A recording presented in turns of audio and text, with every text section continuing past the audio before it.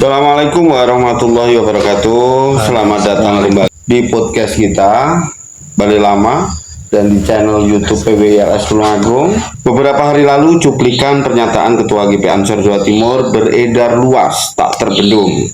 Isinya bagi sebagian orang terasa menyenggol. Siapa yang disenggol? Nanti kita tanyakan beliau-beliau ini.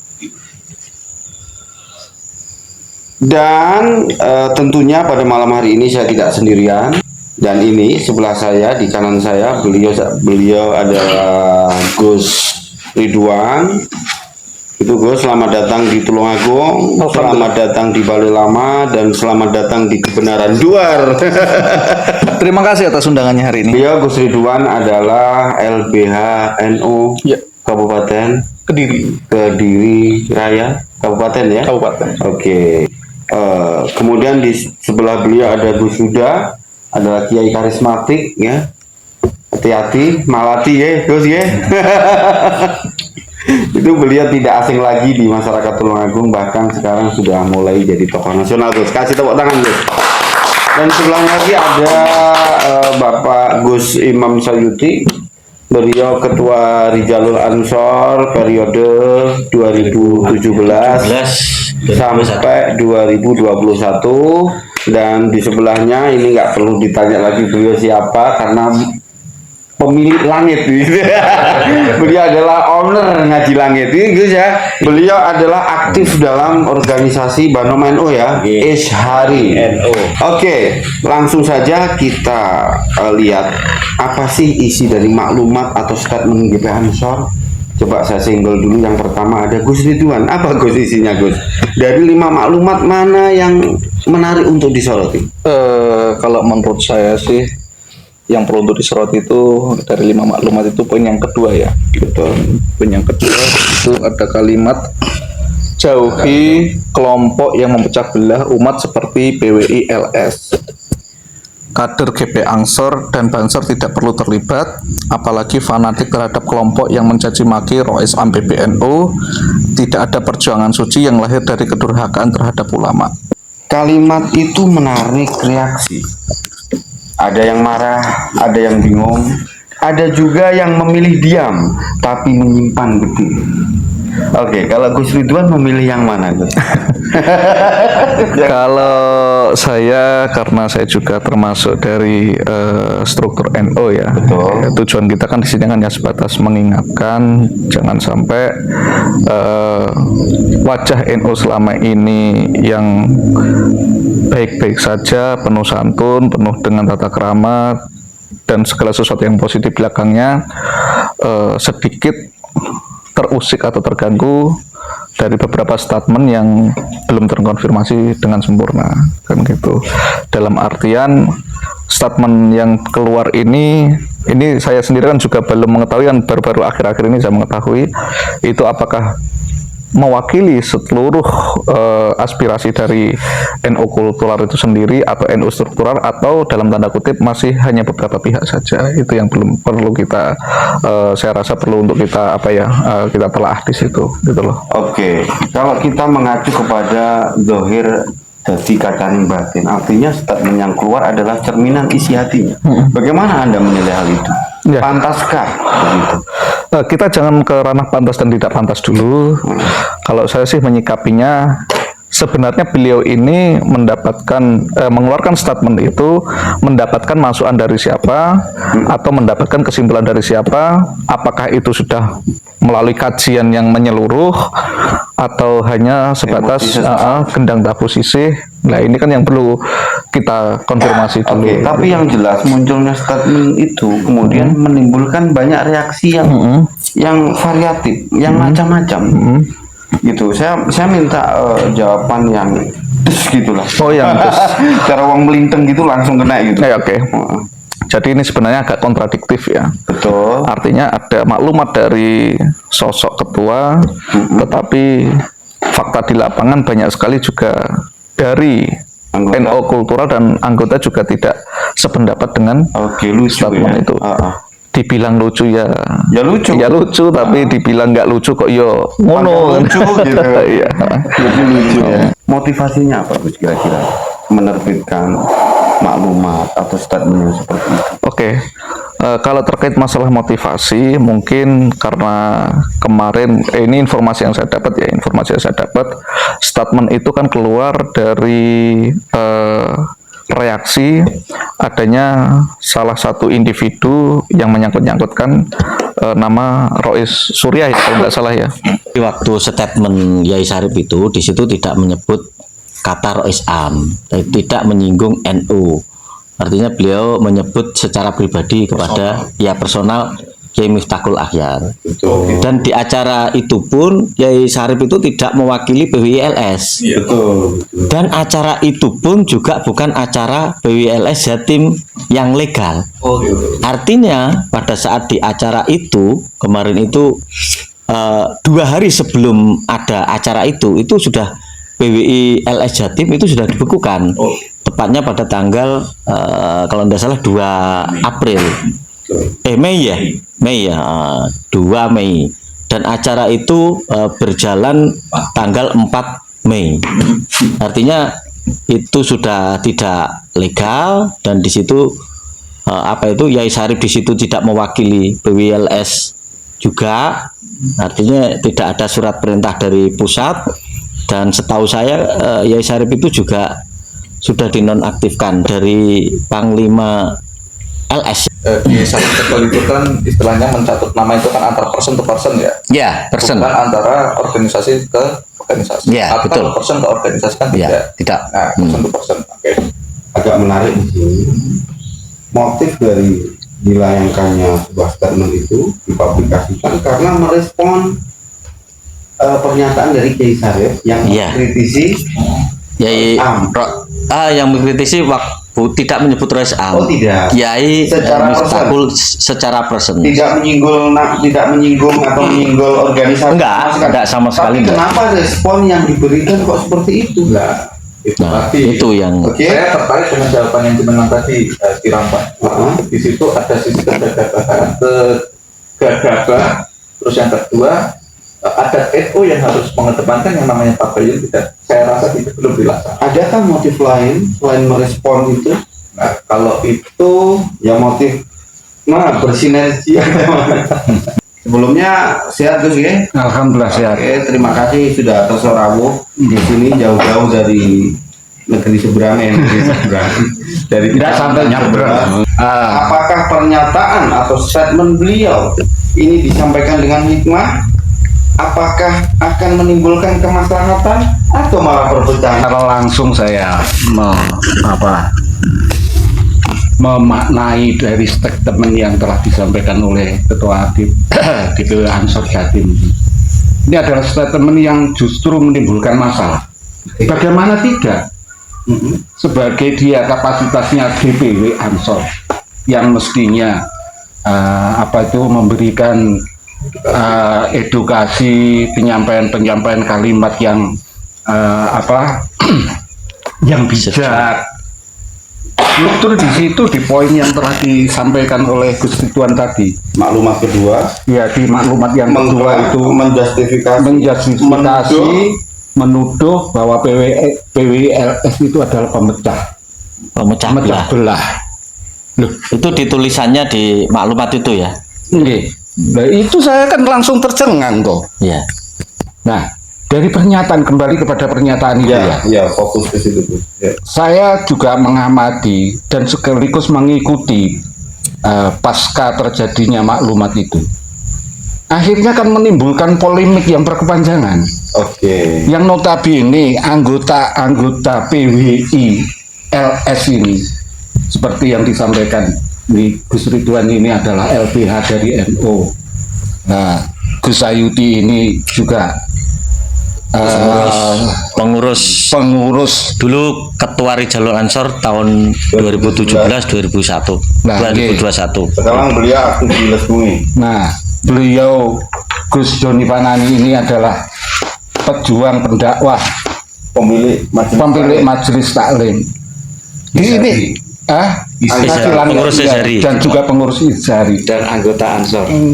Dia tuh anggota Ansor. Iya, Yang harus disebut mantan muhibin. Ya, mantan muhibin.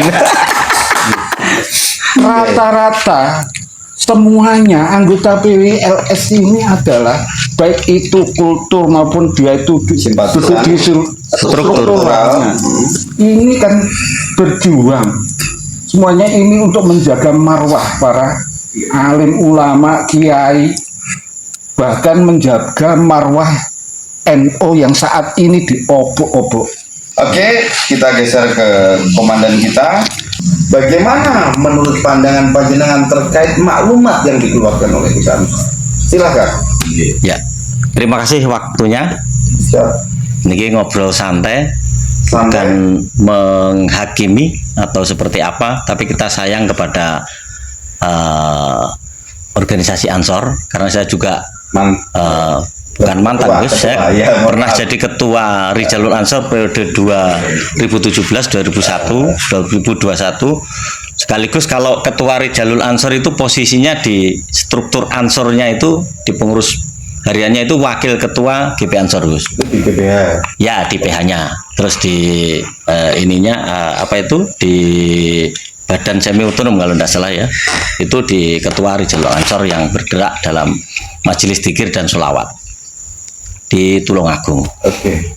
Artinya kalau saya melihat dari fenomena yang terjadi kemarin, kenapa muncul maklumat dari ketua GP Ansor, sahabat Musafa Safril ya itu dikarenakan kalau saya mendengarkan dari dinamika yang ada ya, itu beliau berdasarkan karena melihat Kiai Syarif Tegal yang waktu itu berstatement di sebuah acara yang di belakangnya itu ada backgroundnya logo PWLS. Memang acaranya PBI itu bukan? Nah, itu gini, usut punya usut, setelah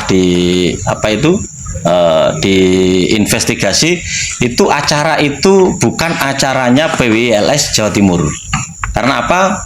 Bukan. PWLS Jawa Timur pada tanggal 2 Mei itu sudah dibekukan. Betul. Kebetulan waktu itu kan ketuanya Gus Jami dan struktur di bawahnya itu sudah dibekukan. Acara itu ada itu di Surabaya itu tanggal 4 Mei. Betul. Artinya 2 hari sebelum acara itu sudah dibukukan.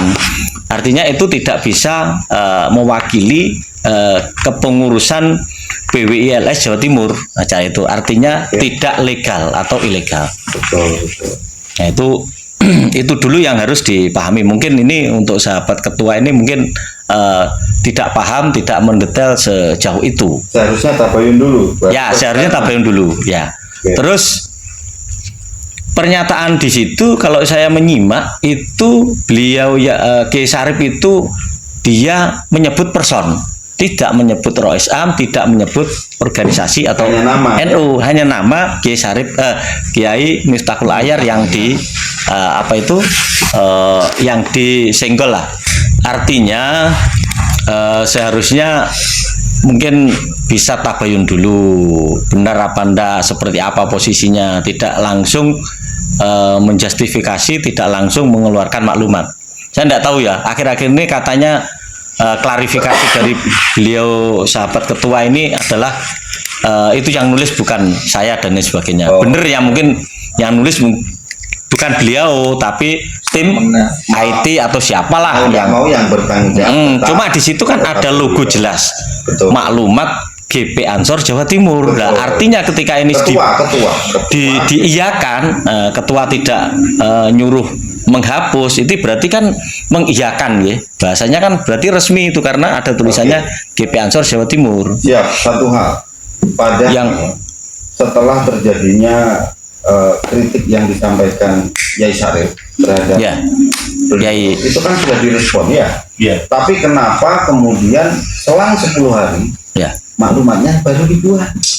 Ada apa sebenarnya? Ya, sebenarnya oke. Yang panjenengan sampaikan itu betul. Di situ kan sudah direspon oleh GP Ansor Surabaya dan PCNU Surabaya kalau tidak salah, itu sudah ultimatum atau melaporkan sebenarnya saya setuju kalau yang mungkin menyinggol siapa Yai Miftah dilaporkan yaitu Yai Sarip. Oke, setuju secara pribadi karena mungkin membuat Banom NU dalam hal ini GP Ansor untuk tersinggung lah dengan ucapan-ucapan beliau. Itu wajar ya. Iya wajar ya. Kita pun juga mendukung kalau itu yang dilaporkan Yai Sarip secara pribadi. Tapi kenapa kemudian? Nah, kenapa kok muncul maklumat malah menyinggung PWLS organisasi ini yang dihantam, yang disenggol gitu loh.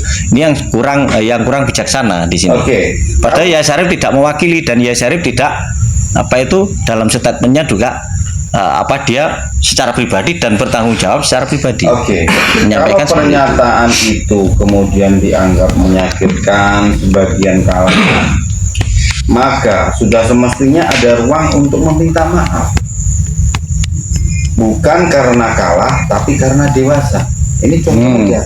Adakah upaya permintaan maaf itu? Setelah muncul sebuah maklumat, muncul sebuah berita, kemudian kita kan tahu reaksi seperti apa. Ya. Kalau itu memang lebih banyak mudaratnya daripada kemaslahatannya, itu kan harusnya responsif begitu. Adakah upaya-upaya itu yang dilakukan dari yang kita maksud di sini? Kalau saya melihat video yang klarifikasi kemarin, saya belum melihat untuk permintaan maaf terkait narasi atau maklumat yang beredar di medsos ya. Betul. Meskipun sebenarnya beliau itu menyampaikan seperti yang di maklumat yang tertulis itu atau enggak, saya kan kurang tahu. Cuma di situ kan ada maklumat yang mengatasnamakan PW GP Ansor. Itu yang seharusnya sebagai ketua, kalau itu beliau tidak merasa melakukan itu, berstatement itu, bermaklumat seperti itu, mestinya ya juga klarifikasi. Apalagi ini yang mungkin yang sangat yang disesalkan, yang kurang pas itu yang menyinggung langsung PWLS, dan di situ ada kalimatnya pemecah belah umat. Nah, ini yang kurang pas ini. Ini sangat melukai. Bukan kurang, enggak pas. Iya, sangat melukai daripada organisasi lain. Padahal organisasi lain itu atau PWLS itu ya isinya, anggotanya bahkan pengurusnya itu ya mayoritas adalah orang-orang NU dan Banom. Ya banyak.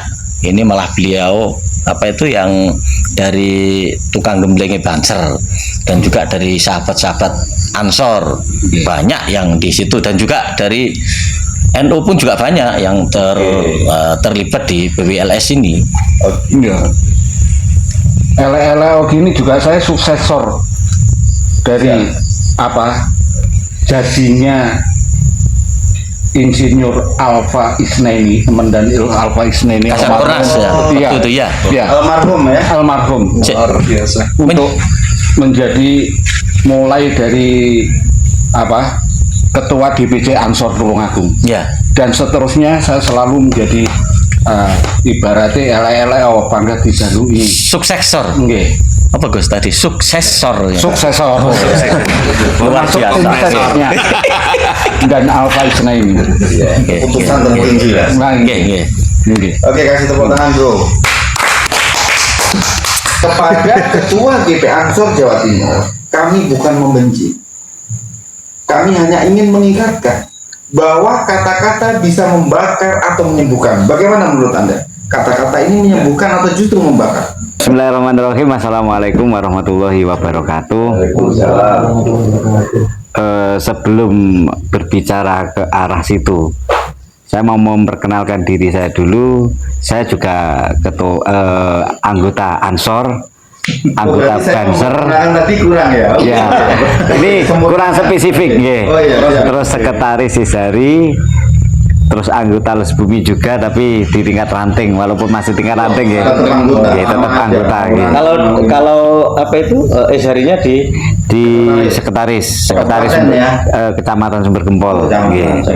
Terus mengenai hal isu yang disampaikan tadi, secara pribadi ataupun secara golongan, terutama saya berbicara di sini kan mewakili atas nama Ngaji Langit gitu.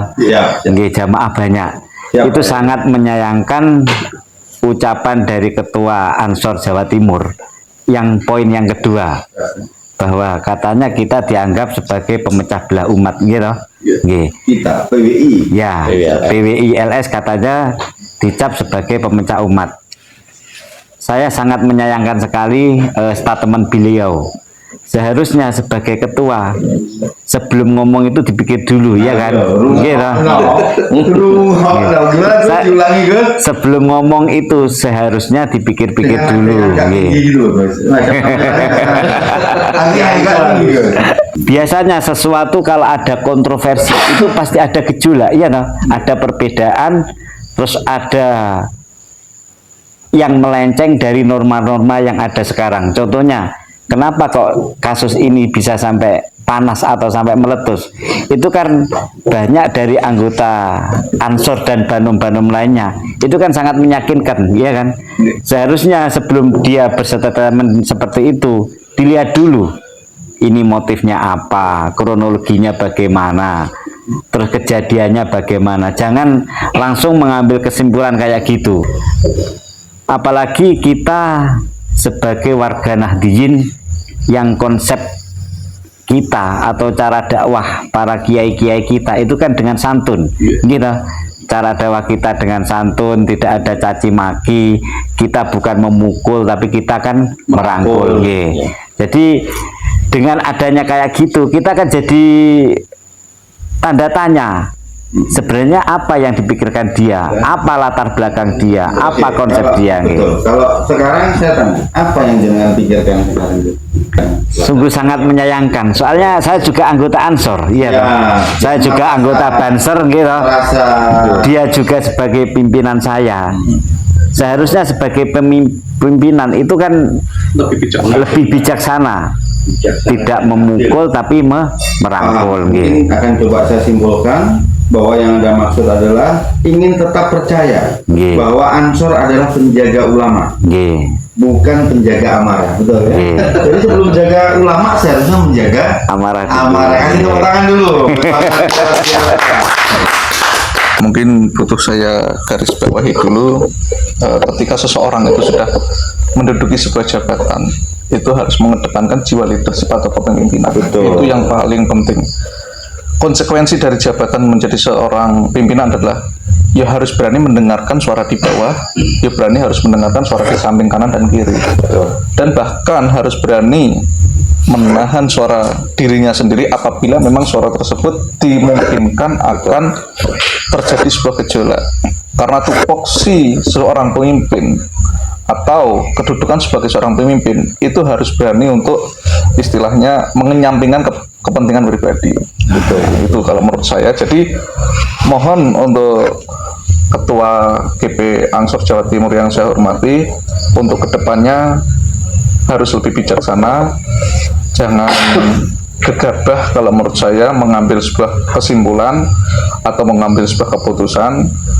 Ditelaah dulu matang-matang apakah sesuatu yang akan saya ucapkan itu nanti akan berbuah kontroversi atau berbuah yang sifatnya itu malah menjadikan masalah. Iya, menjadikan masalah gitu loh. Jadi harus digarisbawahi di situ.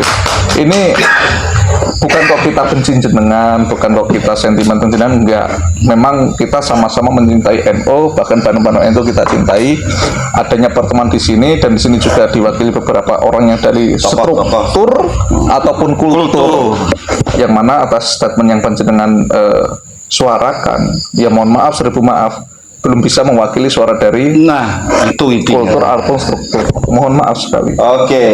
Itu tadi suara yang disampaikan oleh Ketua DPW Ansor Jawa Timur tidak mewakili dari struktur maupun kultur NU secara keseluruhan.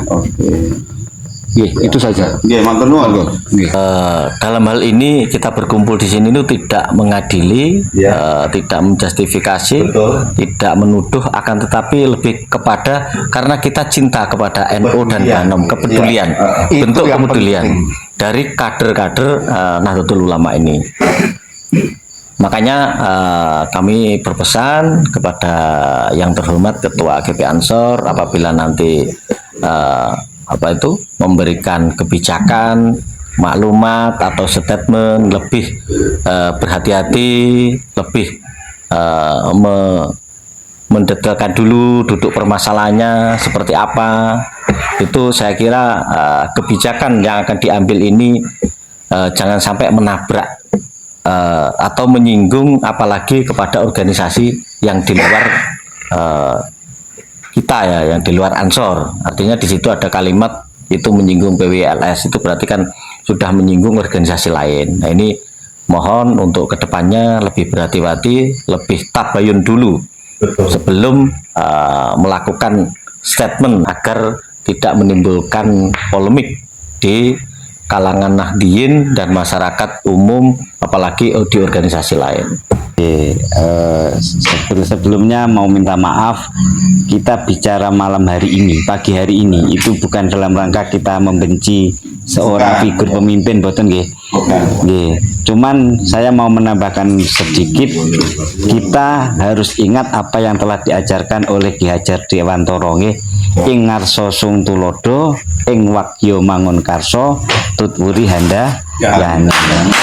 Siapapun orang yang merasa lebih tinggi dari kita, baik itu bisa berupa guru, bisa ketua atau siapa saja, itu harus mampu memberi suri tauladan, uswah hasanah bagi orang yang ada di bawahnya. Oke, kesimpulannya maka kita harus sering-sering duduk berdiskusi tanpa membatalkan, tanpa mencaci maki, tanpa membakar. Karena jika tokoh-tokoh umat saling mencederai, maka siapa yang akan jadi penyejuk di tengah umat yang kehausan akan bimbingan? Kita tak butuh pahlawan baru, kita hanya butuh mereka yang jujur, mereka yang tulus, mereka yang ikhlas, mereka yang rendah hati dan tahu kapan saatnya berbicara dan kapan saatnya harus mendengar. Saya Ki Rampa pamit dari episode kali ini, Pak. Udah malam, Pak, capek gitu ya.